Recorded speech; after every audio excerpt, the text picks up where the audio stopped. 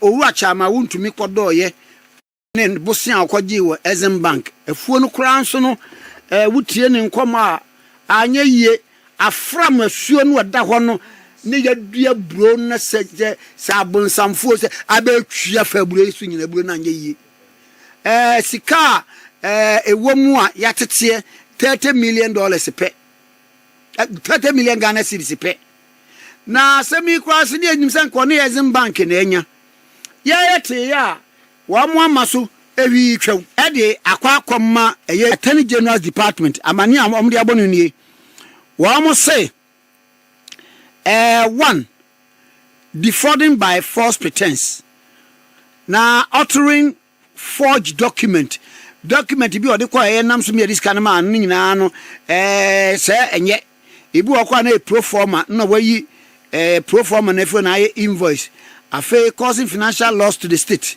enum de ka huni 4 counts me ka tire me nua po ya ndo ne Wontumi nyina se sebi upejo mahama bono kro no ana so upejo mahama dada na ye nkotite fuseni don konfitire nkutwantro ohu wuden ka kofa manso adubia na se manso data no ho baabi na ka tire Ghana fo nyina se ho na wo do afuo no eno no obi amfi na wo ko pentre twa na ko ka se sebi eye sebi secha afram place na wo do ya abra secha afram place sebi afram anu medical ka tire o se free na nanum sebi ptpp yendo sebi yendo bro afram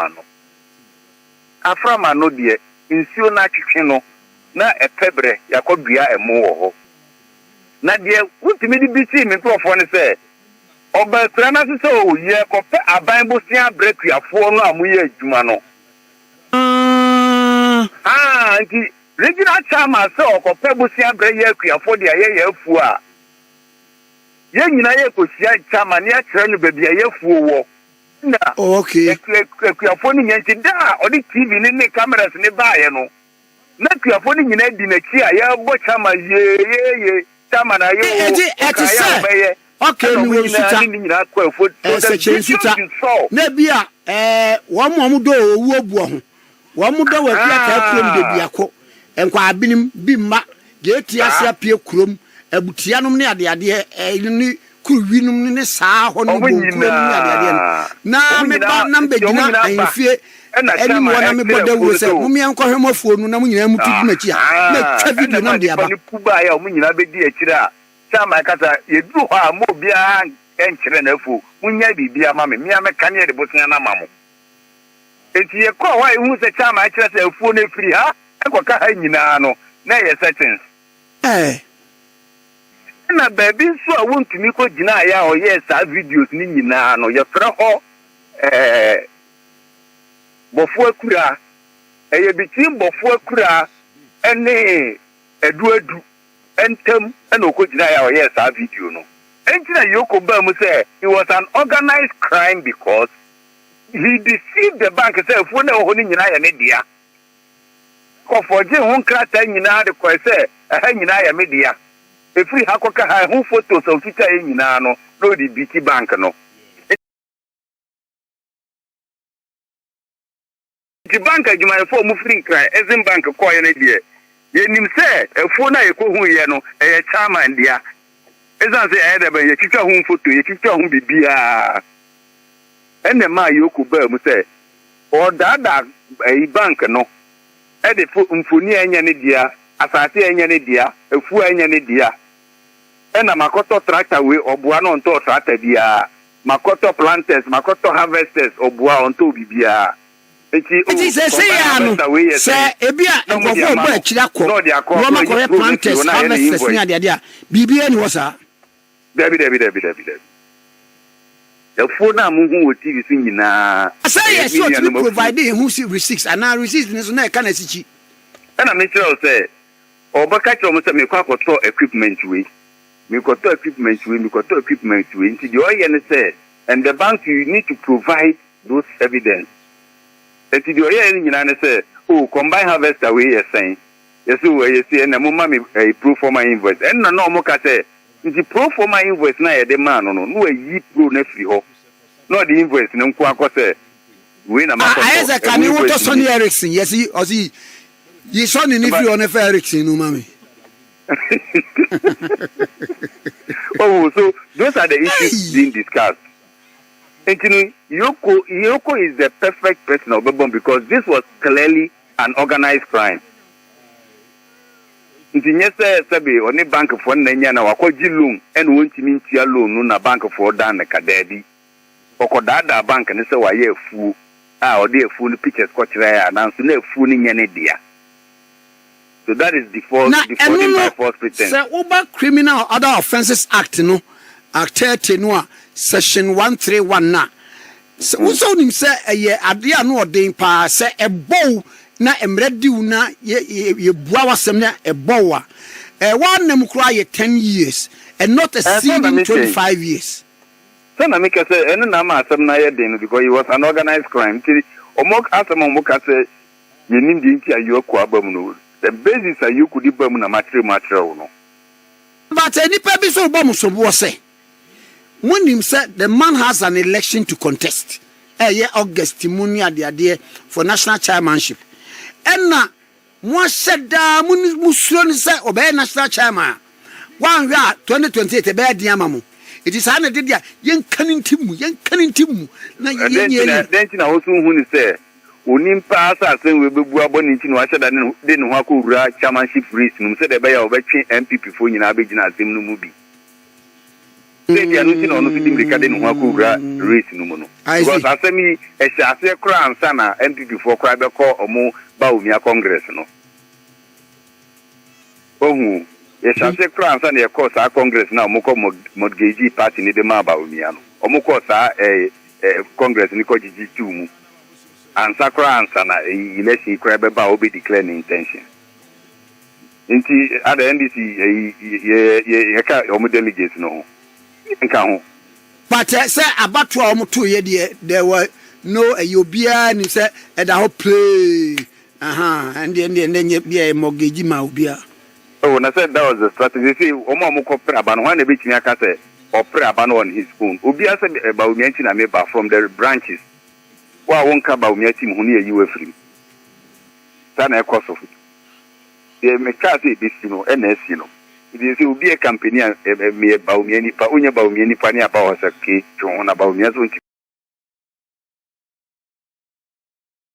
me ne wonye adwuma. But they say there is only one candidate. Imagine obi rally behind the candidate. That was the intention for the 2028 elections. Into where they say Nipa is not going to a contest. And I make sure say minia. The enti omudi kan ye ma ye de Bawumia ko share no answer and say to be able to give him total control over the party. Enti no mudi kan ko na what ohu bi organ had as a party bi kan ko yi flag bearer answer ya be branch election. But said ye be ya kasi ye ko share informal bar. There will be too much independent people and say ya ye ntimi nya ne nkrofo nko an bedi anim. Nti ye ndika ma onombra ono no bade a oba appoint ne nkrofo nyina. Eno na ekofi. Ma memre enura eni na ansane minority press conference. Say free speech is being trampled upon. Fanti comedy kwaye ayibia no mo ache no. Say Obama, ye chin, yachi Baba Amando, ye chin, yachi no wie ya, where be Sando, also central region, yaquachino, and boy bombobi. Abronye, yachin, what I fix him was in the near. One must say, there be your son, your corner, more pants one, Mokikan, my baby, will be a young who. And I'm on a Muhammad budget to me. Now, failure, where a political persecution, yeah, political prosecution. I was signing a penny marking minority leader and a Kasei. Wow, coming Kumaya, who mean interview. How many times Nyamfro, Fonso, Antretin? And Nichia or conferences at Sydney meetings at the crowd, Obitia Kayaka. I think the Diano Fala for the past 8 years, you know, who bet na kind. You have no crown to change. One at CMB before, Mr. Oma invite you, because of free speech. Unia Bubi answer, you invite no. It's almost your friend is saying, Sammy Gyamfi, Yankocheno, so Akata Dodo. Unia, what is saying, Buama, Yanchina Airport Police Station. Captain Smart, Wanko Yuko probably almost 15 times. Uncle Sia the more than 10 times. Why are they appropriating and reprobating? Maybe you see freedom of speech and yet freedom of carelessness. You see, your Makwan says, Sebi, who bet me criticize your baya. Nench says, Sebi, Nyado, penny for with the monima. Uko fast Sebi or bar picture. No, your banning Nimefrio, now the president and Nima Kosheho. Na Sebi would the Atadia drop president to say Sebi president F1 Sebi Tumutu so. Kubina na you expect the security agencies to clap for you. No, one must say, and I don't cry any Dennis Miracle Wagidi and common was see insult and constitute crime. Yes. Insult doesn't constitute crime, but who attacking will be personality. It's also a crime against the person. The only name say, "Who did me don't go for saying tema me panamin few, but me can't me few so a verbal assault. Make me few." I don't know. I'm say Quebec for defamation. He actually be say about defamation. Any court near the court. He can't say one son of the court. And now publish false image. Abel for 10 times. And also a friend is a publication of false documents. And a branch in our own source in Yan and no. Ubi one I poster at the tone idea. Nipana Ukuta ni poster the tone idea. No, what could ye or no post anything in the billboard no so. Bimso Akoto the billboard no so now an announcement say Bimso is back, official announcement. Then Nipana say there be me billboard now for the Eddie cause fear and panic Eddie Dada and Kofua.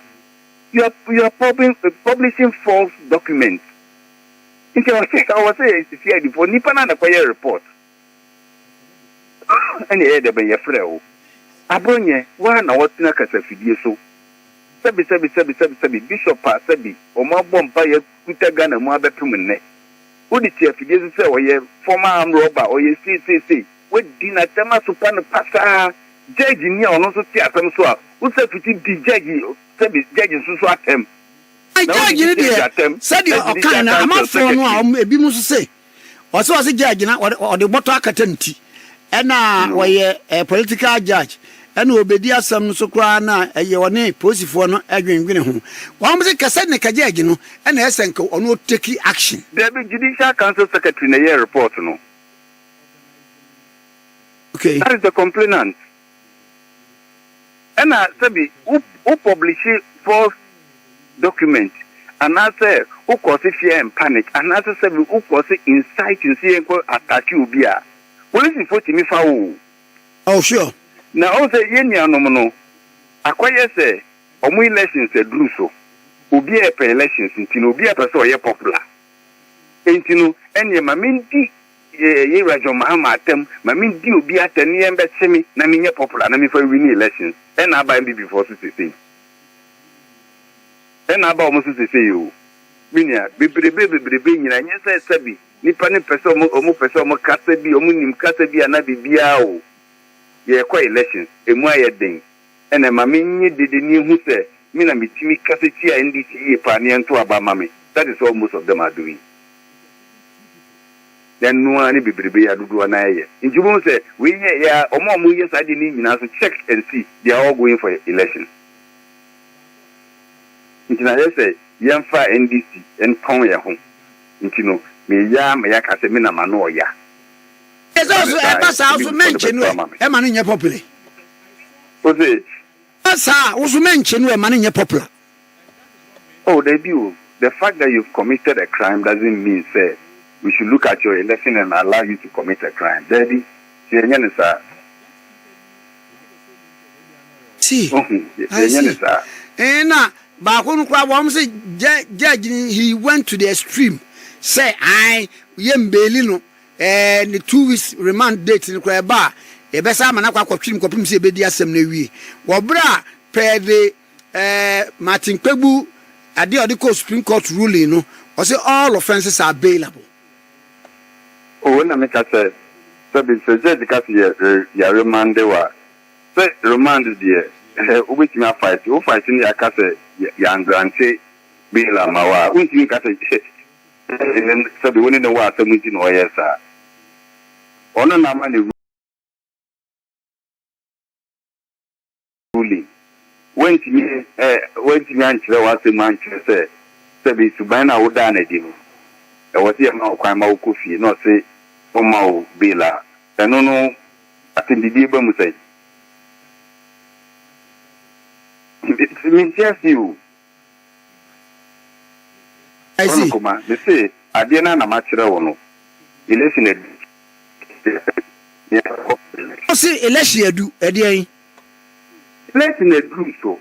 Also, they say MPP brand no sabi Munya Konubium. A moment that not do one answer say. Executive that and I'm more on man, I'm my feeling and Pemoni Marsh.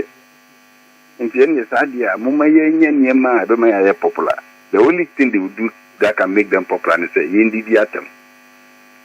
Okay, say, in Miracle, what you because they say there, Ubia can't say, Bawumia Crown Masama, Nipako Bakadia Mundinatem. Ubia Kanasama, Munin Influence. So it's an instruction that has been given to them. Oh, they say, Ubia, when people Mubia, and say, Udidi Atema.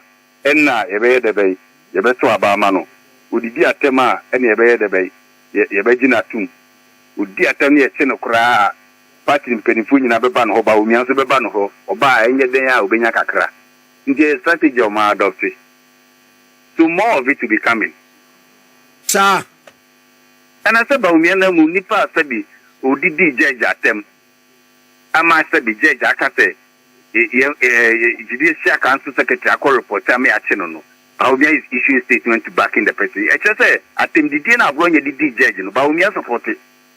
Isu say Amando judge o mampeni that Kawanchin contempt of court rather than say or mama be a judicial secretary no and Akko make a complaint. Abronya was not attacking the judgment of the judge. He was attacking the personality of the judge, which is criminal. Because the judge, you nima juma, wabong, and conform the judgment, mano. Sabi, unim said you put it together, even judgment. We say, you are not dealing with asama by no menene nyaju. And as asamno media wabua attention. Debbie, you are now going into the remit of the personality. When you class or you're qualified. You don't do that. And now I know a bron in a crabra or break crans and sabi law school or formula as I'm ketwa. So he knows the law, he should be the last person breaking the law.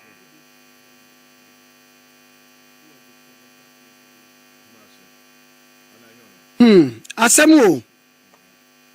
And now on your lawyer need you.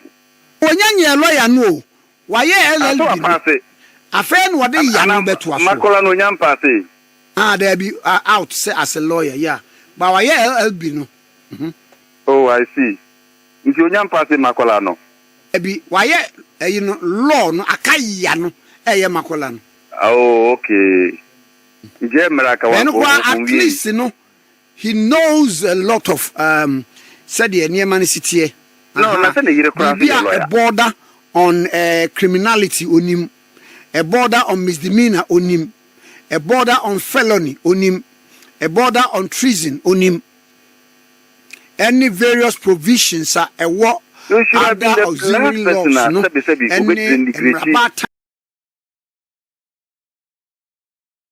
and constitution in our onim. All the amendments now who doing in our onim.